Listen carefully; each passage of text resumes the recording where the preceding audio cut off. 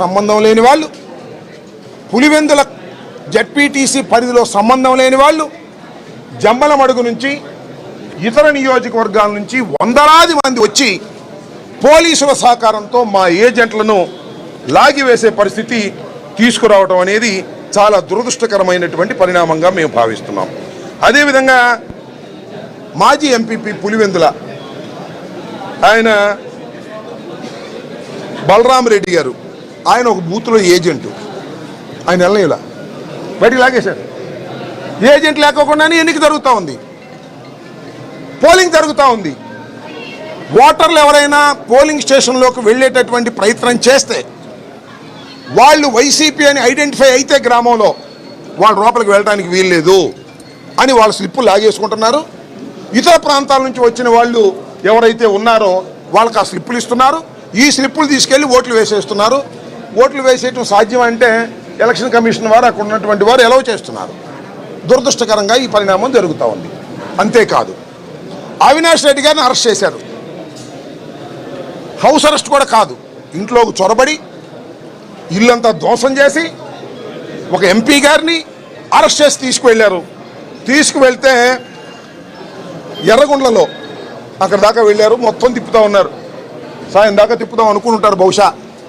ఎర్రగొండలో సుధీర్ రెడ్డి గారు, మాజీ ఎమ్మెల్యే గారు అడ్డం వచ్చారు. ఏంటండి, మా అవినాష్ రెడ్డి గారిని ఈ విధంగా మీరు తిప్పుతున్నారు, ఆయనకి సర్వైకల్ స్పాండిలాసిస్ ఉంది, ఆరోగ్యం బాగోలేదు, మీరు తిప్పడానికి వీల్లేదని కార్యకర్తలు రివర్స్ అయిన తర్వాత గత్యంతరం లేని పరిస్థితుల్లో ఎర్రగొండలో అవినాష్ రెడ్డి గారిని ఈ సుధీర్ రెడ్డి గారి ఇంటికి తరలించారు. ఏమిటి అన్యాయం నేను అడుగుతా ఉన్నాను. ప్రజలు తిరగబడ్డారు. అక్కడ ఎక్కడైతే అవినాష్ రెడ్డి గారిని పులివెందుల్లో అరెస్ట్ చేసి మొత్తం తీసుకెళ్లి మొత్తం తిప్పాలని ప్రయత్నం చేస్తున్నారో ఎందుకు అరెస్ట్ చేశారు? ఇక్కడుండి ఎక్కడైతే అన్యాయం జరుగుతుందో ఆ అన్యాయాల గురించి మాట్లాడతాడనేటువంటి ఉద్దేశంతో ఈయన్ని అరెస్ట్ చేశారు. అరెస్ట్ చేసి తీసుకువెళ్తుంటే మధ్యలో ప్రజలు తిరుగుబడి మళ్ళా గత్యంతరం లేని పరిస్థితుల్లో తీసుకొచ్చి మరి సుధీర్ రెడ్డి ఇంటికాడ ఎర్రగొండలో పెట్టడం జరిగింది. ఇంకా సతీష్ రెడ్డి గారు ఆయన అరెస్ట్ చేశారు, ఇంట్లోనే కూర్చోబెట్టేటటువంటి కార్యక్రమం చేస్తున్నారు. ఎక్కడ చూసినా ఇలాంటి దౌర్జన్యం. ఇంకొక పెద్ద విచిత్రమైన విషయం మీకు చెప్తాను. మా క్యాండిడేట్ ఉన్నాడు కదా హేమంత్ రెడ్డి గారు, ఆయన జడ్పీటీసీ అభ్యర్థిగా పోటీ చేస్తున్న వ్యక్తి.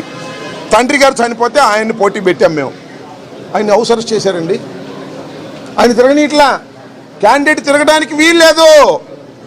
తెలుగుదేశం క్యాండిడేట్ మాత్రం లతారెడ్డి గారు విచ్చలవిడిగా తిరగొచ్చు, ఓటర్ని ప్రభావితం చేయొచ్చు, మా వాళ్ళు మాత్రం తిరగడానికి వీల్లేదు అనేటువంటి కార్యక్రమం చేస్తాం. చివరికి అదొకసారి చూపించాయా ఆ కాళ్ళు పట్టుకున్నటువంటి ఇది.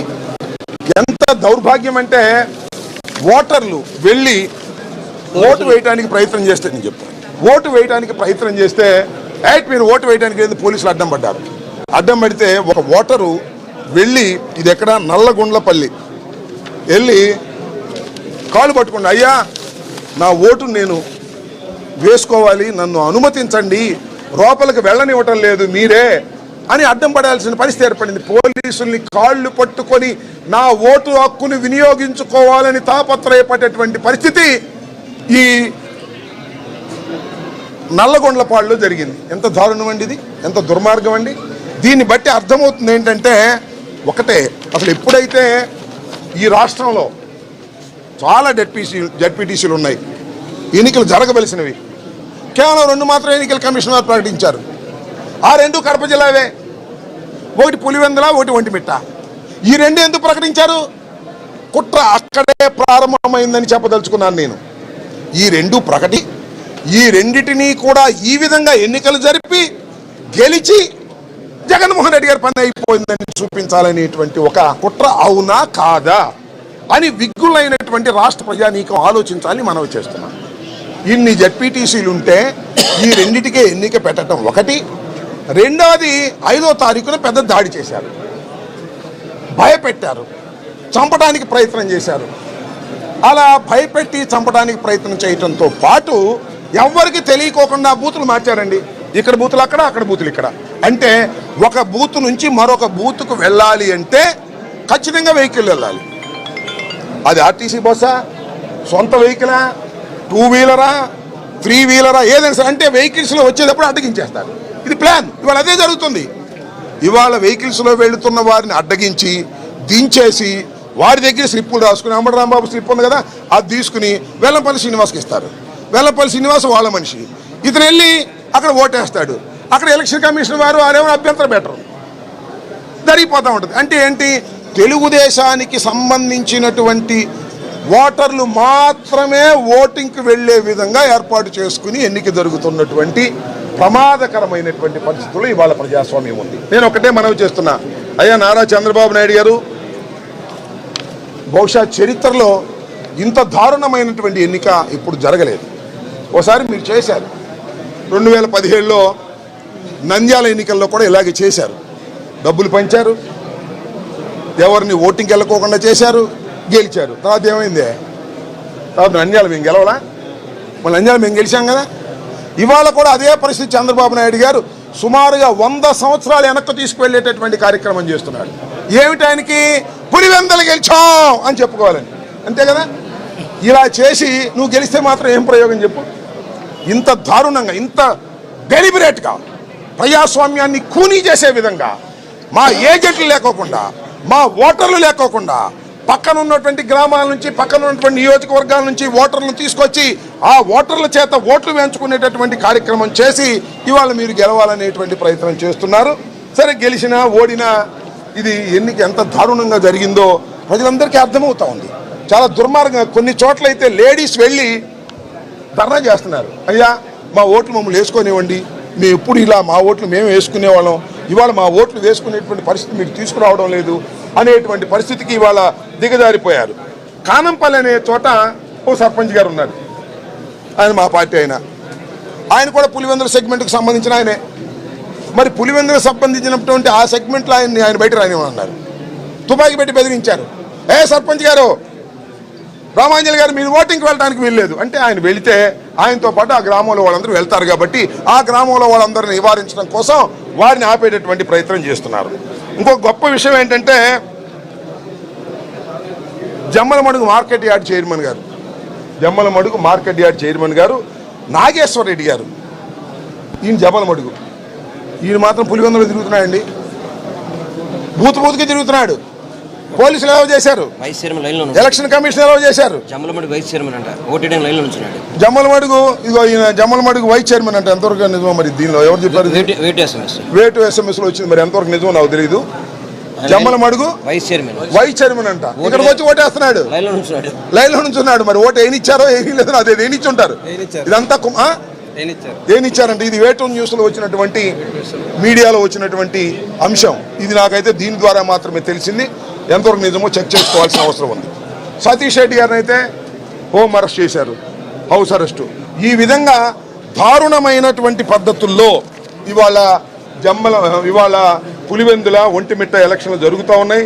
ఇది చాలా దారుణమైనటువంటి అంశం. ఈ విషయాన్ని మేము దృష్టిలోకి తీసుకురావడం కోసం మరి ఎలక్షన్ కమిషన్ వారికి చెప్పాం.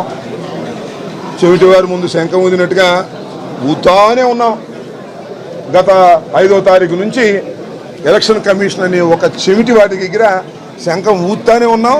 వాళ్ళకి వినపడుతుందో లేదో తెలియదు, వాళ్ళు సమాధానం ఏం చెప్తారో తెలియదు. అక్కడ మాత్రం జరుగుతూ ఉంది, దోపిడీ దొంగల ముఠాలాగా జరుగుతూ ఉంది.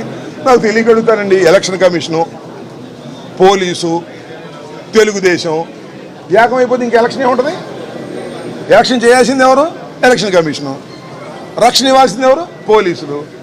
ఎలక్షన్ కమిషను, పోలీసులు, తెలుగుదేశం గూండాలు, చంద్రబాబు నాయుడు, లోకేష్ ఏకమైపోతే ఇంక ఎలక్షన్ ఏముంటుంది? అక్కడ గుద్దుకోవడమేగా, అదే జరుగుతుంది అక్కడ.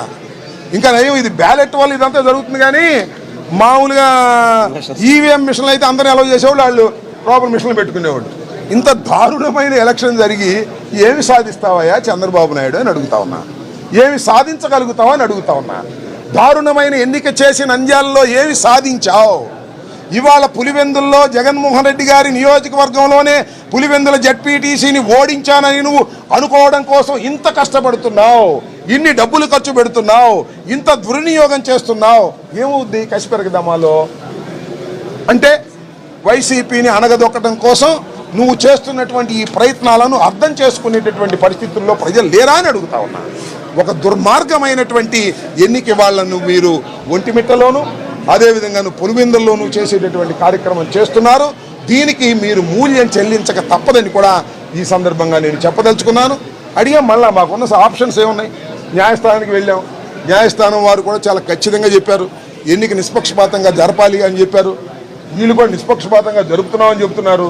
మీరు చూస్తే వార్తలు చూడండి, గ్రౌండ్లో చూడండి, ఎక్కడ చూసినా అన్యాయం, అక్రమం.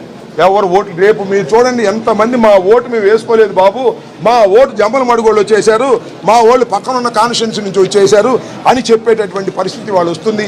కేవలం 10,601 ఓట్లను మీరు ఈ విధంగా చేసి ఏదో ఒక విధంగా గెలవాలనేటువంటి తాపత్రయంతో మీరు ప్రయత్నం చేయటం అనేది ప్రజాస్వామ్యం కూని అయ్యేటటువంటి పరిస్థితుల్లో ఇవాళ ఉంది. అంతేకాదు, హేమంత్ రెడ్డి గారు ఉన్నాడు కదా, మా జెడ్పీటీసీ మెంబర్ కంటెస్ట్ చేస్తున్నాను. ఆయన మేము సడన్గా పొద్దున గన్మెన్ మార్చేశారు, కొత్త గన్మెన్ వేశారు. అంటే హేమంత్ రెడ్డి ఎక్కడ ఉండే సమాచారం ఇవ్వటం కోసం, హేమంత్ రెడ్డి కంట్రోల్ చేయటం కోసం ఉన్న గన్మెన్ ఎందుకు మార్చారండి? కారణం ఏంటి? ఆయన మీ వాడేగా, ఆ గన్మెన్ కూడా ప్రభుత్వం నుంచి వచ్చిన వాడే కదా, ఆయన ఎందుకు మార్చవలసి వచ్చింది అని అడుగుతా ఉన్నాను ఈ సందర్భంగా. ఇదన్నీ కూడా చాలా క్లియర్గా ప్రజాస్వామ్యం కూని అయిపోయింది అనేటువంటి విషయం చాలా స్పష్టంగా అర్థమవుతా ఉంది. చంద్రబాబు నాయుడు గారికి నేను చెప్పదలుచుకున్నాను, చెప్పడం కాదు, చంద్రబాబు నాయుడు గారికి హెచ్చరించదలుచుకున్నాను. అయ్యా, ప్రజాస్వామ్యంలో ఆఫ్టర్ ఆల్ ఒక జెడ్పీటీసీ ఎన్నిక కోసం ఇంతగా దిగజారిపోయావు, ఇంతగా యంత్రాంగాన్ని నువ్వు సొంతంగా ఉపయోగించుకునే కార్యక్రమం చేస్తున్నావు, ఇంతగా రెచ్చగొడుతున్నావు, ఇంతగా హింస చేస్తున్నావు. దీనికి ప్రతిఫలం నారా చంద్రబాబు నాయుడు గారు నువ్వు అనుభవించక తప్పదు రాబోయే కాలంలో, గుర్తుపెట్టుకోమని కూడా మనం చేస్తాం. ఏం జరిగింది నాకు అర్థం కాదు. ఈ ఎంపీటీసీ విషయంలో ఇంతగా అంతా రాష్ట్రంలో మొత్తం టోటల్గా ఎస్టాబ్లిష్ అయిపోయింది. ఈ జెడ్పీటీసీ ఎన్నికల్లో చంద్రబాబు నాయుడు గారు అన్యాయంగా, అక్రమంగా అధికారాన్ని దుర్వినియోగం చేసి గెలుపు కోసం తాపత్రయపడుతున్నటువంటి ఒక నీచమైన స్వభావం కలిగినటువంటి వ్యక్తి ఈ రాష్ట్ర ముఖ్యమంత్రి అని చాలా స్పష్టంగా ఎస్టాబ్లిష్ అయిపోయినటువంటి సందర్భం అని కూడా ఈ సందర్భంగా నేను చెప్పదలుచుకున్నాను. ఓకే,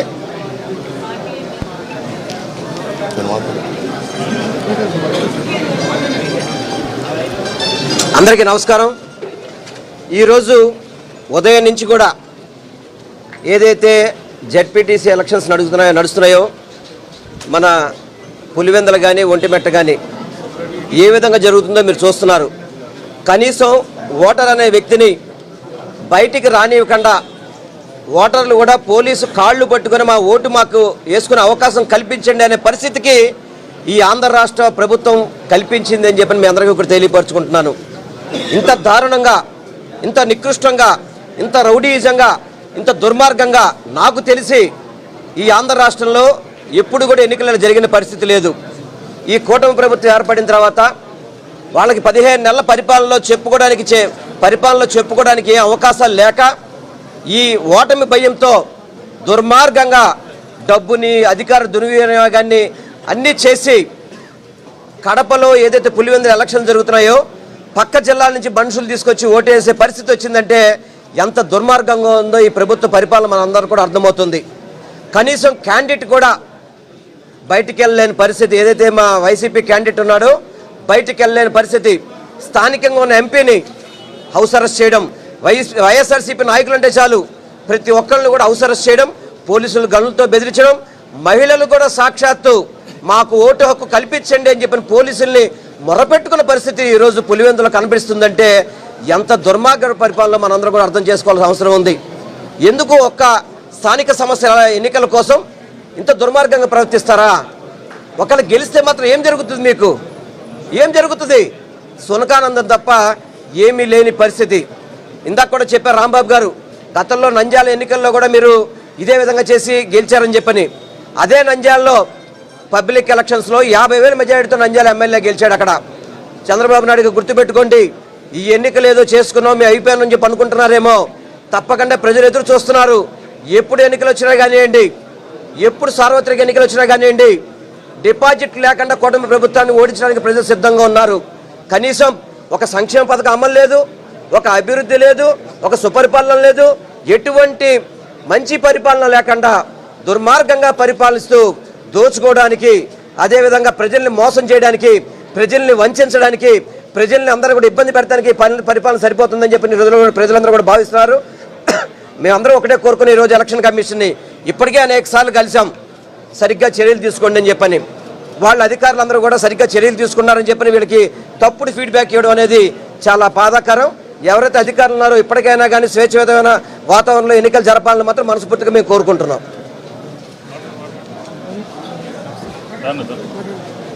ఈరోజు ఎన్నికల కమిషన్ గారిని కలవడం జరిగింది. ఎన్నికల కమిషను మేము ఆశించిన విధంగా ఎన్నికల కమిషన్ నియమ నిబంధనలకి అనుగుణంగా పనిచేస్తున్నట్టుగా అనిపించలేదు. గత వారం రోజుల నుంచి పదే పదే వైఎస్ఆర్ కాంగ్రెస్ పార్టీ ఫిర్యాదుల రూపంలో వాస్తవాలన్నీ కూడా ఎన్నికల కమిషన్ దృష్టికి తీసుకొచ్చినప్పటికీ కూడా ఎన్నికల కమిషన్ స్పందించే విధంగా స్పందించలేదు అని మా యొక్క ఆరోపణ. పులివెందుల జడ్పీ సంబంధించినటువంటి అలాగే రాష్ట్రంలో ఇతర ఒంటిమిట్ట కానీ ఇతర ప్రాంతాల్లో జరుగుతున్నటువంటి ఈ ఎన్నికలు రాష్ట్ర ప్రభుత్వం పూర్తిగా అధికార దుర్వినియోగానికి పాల్పడింది. అధికార దుర్వినియోగం కాదు, పోలీసుల్ని అలాగే ఎన్నికల కమిషన్ని రెవెన్యూ అధికారుల్ని పూర్తిగా ఏకపక్షంగా పులివెందుల్లో ఉపయోగిస్తూ ఓటర్లు ఓట్లు వేసుకునేటటువంటి పరిస్థితి లేదు.